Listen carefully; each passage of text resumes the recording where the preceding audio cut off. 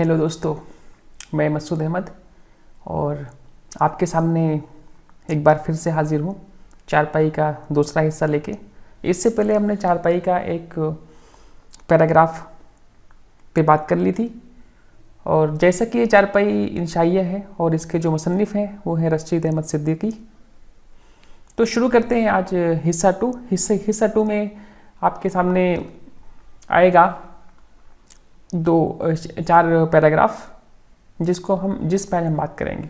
ठीक है, तो फिर शुरू करते हैं चारपाई का अगला पार्ट 4 पैराग्राफ के साथ। देखिए, ये पहला पैराग्राफ है जिसको हम पढ़ते हैं। चारपाई की मिसाल रियासत के मुलाजिम से दे सकते हैं। ये हर काम के लिए नामौजू होता है, इसलिए हर काम पर लगा दिया जाता है।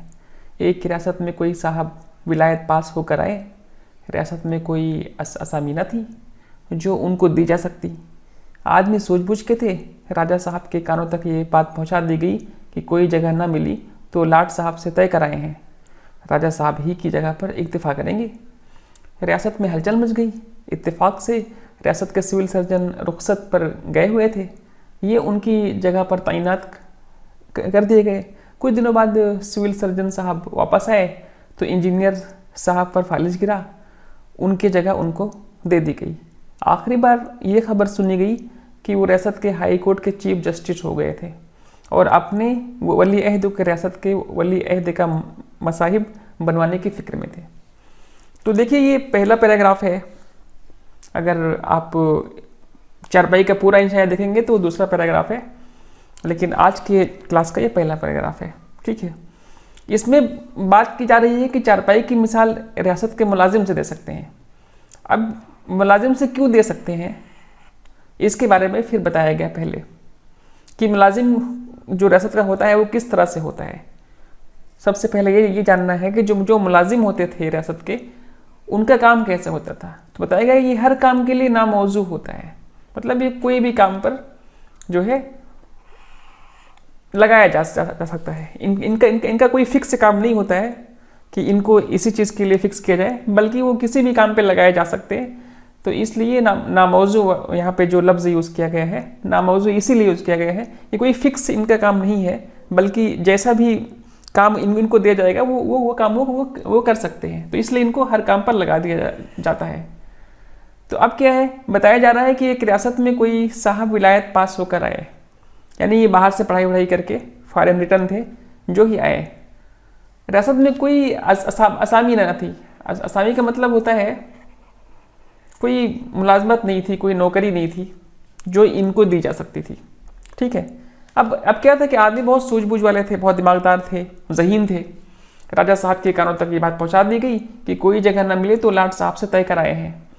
और क्या तय कराए हैं कि राजा साहब ही की जगह पर इक्तिफा करेंगे। अगर उनको कोई भी मुलाजमत नहीं मिली, अगर उनको कोई नौकरी नहीं दी गई, तो वो फिर राजा साहब की ही पोस्ट ले लेंगे जो जिस पर राजा साहब विराजमान है। ठीक है, ये खबर सुनते ही क्या हो गई, रियासत में हलचल मच गई। अब राजा साहब भी ढूंढने लगे कि इनको किस काम में लगाया जाए। तो इत्तेफाक से क्या था कि रियासत के सिविल सर्जन रुखसत पर गए हुए थे, मतलब वो भी कहीं छुट्टी पे गए हुए थे। कौन? Civil surgeon. ठीक है, तो उनको उनकी जगह पे लगा दिया गया, ये उनकी जगह पर तैनात कर दिए गए। फिर क्या हुआ कि कुछ दिनों बाद सिविल सर्जन जो है लौट कर आए वापस। जब लौट कर आए तो फिर बादशाह जो राजा साहब हैं वो सोचने लगे अब कहाँ लगाया जाए इनको।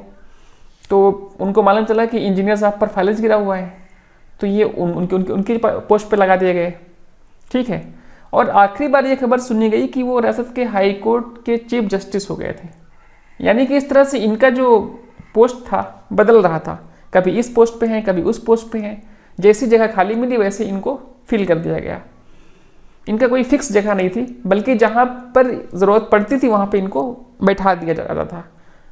तो अब क्या हुआ, जब ये चीफ जस्टिस हो गए तो अब जो इनकी आखिरी खबर जो मुसन्निफ साहब को मिलती है वो ये रहती है कि अपने वली अहद को, यानी कि अपने जो है उनके अंडर में जो लोग हैं या उनके बेटे हैं कह सकते हैं, जो भी उनकी वो है तो उसको रियासत का मसाहिब बनाने की फिक्र में थे। मसाहिब का मतलब होता है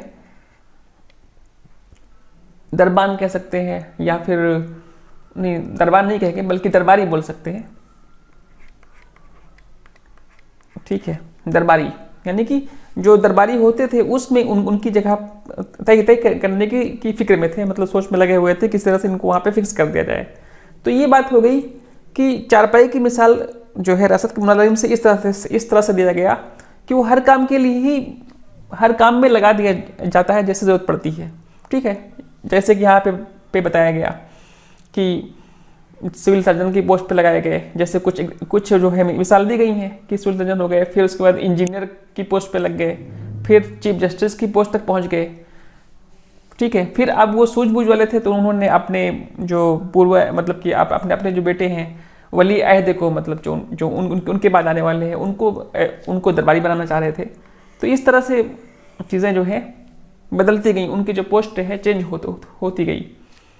ठीक है, तो इसी तरह से अब ये एक पैराग्राफ हो गया जिसमें ये बताया गया है कि चारपाई की मिसाल आप इनसे ले सकते हैं, किससे, रियासत के मुलाजिम से, और किस तरह से ले सकते हैं कि इस तरह से कि वो हर काम में लगा दिया मतलब कि जाता है। ठीक है, तो अब देखते हैं अगला पैराग्राफ क्या है। तो अब जब मुलाजिम की बात बता दी गई कि वो किस तरह से हर काम में आता है, तो अब देखिए उसी की नक्शा कसी, उसी का जो है मंजर कशी यहाँ पे की गई है मुसन्निफ के द्वारा। मुसन्निफ के ज़रिए उन्होंने ये नक्शा कसी खींचा है चारपाई का, कि चारपाई किस तरह से मुलाजिमत जो मुलाजिम है रियासत के उसके तरह कैसे हैं, उनकी मिसाल किस तरह से है। तो बताया गया कि यही हालत चारपाई की है, फ़र्क सिर्फ ये है कि इन मुलाजिम साहब से कहीं ज़्यादा कारामद होती है। फ़र्ज़ कीजिए आप बीमार हैं, सफ़र आखिरत का सामान मैसर न हुआ, अगर चारपाई आपके पास है तो दुनिया में आपको किसी और चीज़ की इजाज़त नहीं। दवा की पुड़िया तकिया के नीचे, जो शाने की देगची सरहाने रखी हुई, चारपाई से मिला हुआ बोल बराज का बर्तन, चारपाई के नीचे मैले कपड़े, बच्चों के खिलौने, झाड़ू, आतिशे जौ, रुई के फाये, कागज़ के टुकड़े, मच्छर, भिंगे घर या मोहल्ले के दो एक बच्चे जिनमें एक आध जुकाम खसरे में मुब्तला। अच्छे हो गए तो बीवी ने चारपाई खड़ी करके गुस्ल करा दिया, वरना आपके दुश्मन इसी चारपाई पर लबे गोर लाए गए। तो यहाँ पे देखिए बहुत अच्छे अल्फाज को मुसन्निफ ने चुना है। सबसे ख़ास बात इस पैराग्राफ की ये है कि इसमें जो अल्फाज हैं, अल्फाज का एक जो ज़ख़ीरा है वो आपको यहाँ पे मिल जा रहा है। ठीक है, दूसरी बात यह है कि जो मिसाल दी गई है वो चारपाई एक है, उस चारपाई के इर्द गिर्द क्या क्या चीज़ें हो सकती हैं, इवन चारपाई के ऊपर क्या क्या हो सकती हैं, वो सब चीज़ें यहाँ पे बताई गई हैं। पहली चीज़ तो देखिए, पहली अगर हम अब इसको फिर से पढ़ते हैं कि यही हालत चारपाई की है। चारपाई की भी हालत वैसी है जिस तरह से मुलाजिम की मिसाल दिया था पीछे मुसन्निफ ने, कि मगर फ़र्क ये है कि मुलाजिम साहब से भी कहीं ज़्यादा कारामद है। मतलब इसका जो काम है वो मुलाजिम से भी ज़्यादा ही काम आती है। अब एक मिसाल यहाँ से शुरू करते हैं कि फ़र्ज़ कीजिए, आप मान लीजिए कि आप बीमार हैं, सफ़र आखिरत का सामान मैसर हो या ना हो। आपके पास सफ़र आखिरत का, यानी कि जब कोई मौत के करीब पहुँचता है तो वो जो सामान है सफ़र आखिरत, यानी कि आखिरत के लिए जो आपने काम किया है या जो भी आपने अमाल किए हैं, आपके पास वो मैसर हो चाहे ना हो उसका सामान। लेकिन अगर आपके पास चारपाई है तो दुनिया में आपको किसी और चीज़ की इजाज़त नहीं। ठीक है, यानी कि अगर आपके पास चारपाई है तो फिर बहुत कुछ आपका जो है मुश्किल जो है कम हो सकती हैं। वो किस तरह से कि देखिए चारपाई में क्या क्या हो सकता है। दवा की पुड़िया तकिया के नीचे, अब आपके पास आप अगर बीमार हैं, आपको दवा की ज़रूरत है तो वो कहाँ पे रखी जाएगी, तकिया के नीचे रख दी गई।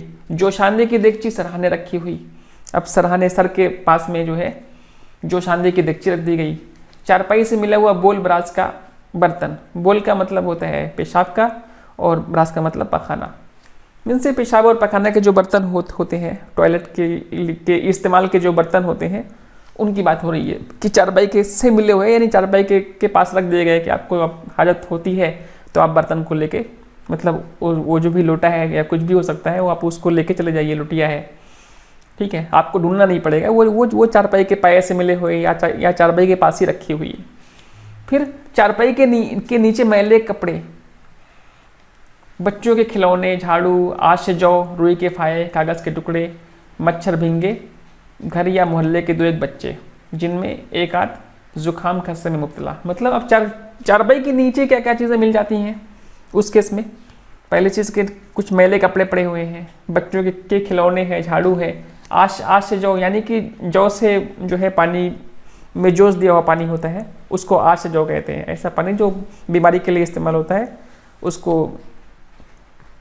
जौ के साथ गर्म किया जाता है, ठीक है। और रुई के फाये हैं, जैसे रुई हो गई, ठीक है, कागज़ के टुकड़े हो गए, ये सब चीज़ें चारपाई के नीचे मिलती हैं। फिर उसके अलावा चारपाई के आसपास देखिए मच्छर बिंगे, घर या मोहल्ले के 2-1 बच्चे खेल रहे होते हैं, ठीक है। कोई बच्चे चारपाई के नीचे छुप गए और उसमें से कुछ फिर यहाँ पे मुसन्निफ ने एक नक्शा कसी खींची कि उस अब बच्चे हैं, कोई किसी को ज़ुकाम है, किसी को खांसी आ रही है, तो इस तरह चीज़ों में मुब्तला है।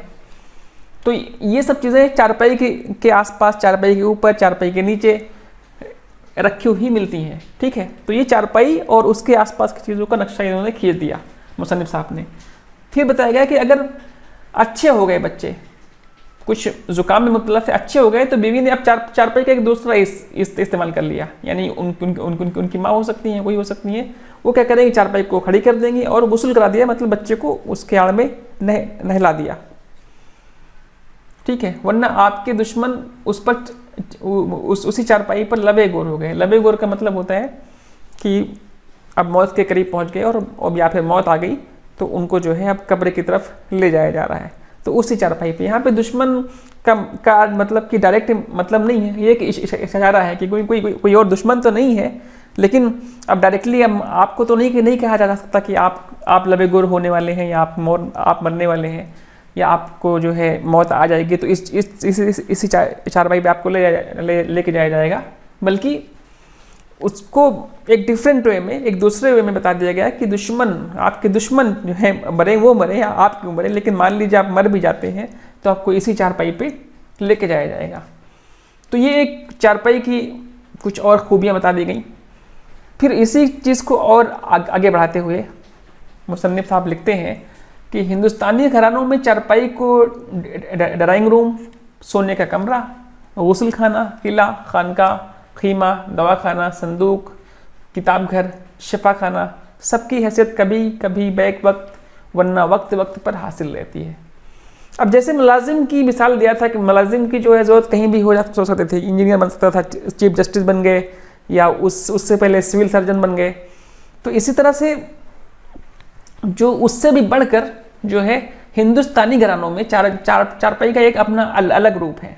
वो कभी कभी या बैक वक्त या वक्त वक्त पर हासिल रहती है। किस चीज़ों का, कभी वो मतलब कि जो ड्राइंग रूम है वहाँ पे रखी हुई है, कभी वो सोने के कमरे में रखी हुई है, कभी वो गुस्ल खाने की तरह यूज़ हो जा रही है, मतलब खड़ा कर दिया गया और घर की औरतें या फिर घर के बच्चे उसके आड़ में नहा लिए।